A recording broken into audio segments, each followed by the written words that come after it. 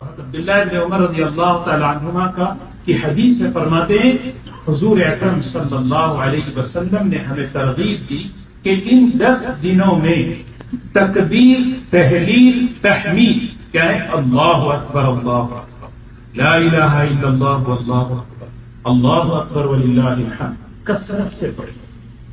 کثرت سے کیا مطلب؟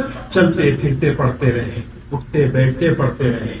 خود فرماتے ہیں ایک مرتبہ بازار میں نکل گیا، بازار میں کھڑے ہو کر زور سے اللہ اکبر اللہ اکبر، اللہ اکبر اللہ اکبر، لا الہ الا اللہ واللہ اکبر وللہ الحمد۔ بازار والوں نے سنا تو فوراً انہوں نے بھی شروع کر دی۔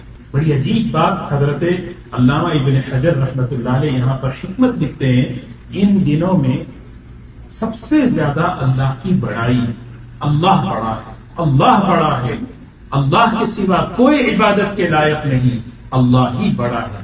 اسی لیے حاجی سے کہا گیا کہ جب مینا میں تم ٹھہرو تو فاذکروا اللہ فی ایام معدودات، یہ گنتی کے چند دن جو ہیں اس میں خوب سے خوب اللہ کا ذکر کرو، اللہ کو یاد کرو۔ تکبیرات تشریف ایک تو مسئلہ ہے، نماز کے بعد سلام پھیرتے ہی ایک مرتبہ زور سے آواز بلند ہمیں پڑھنا ہے۔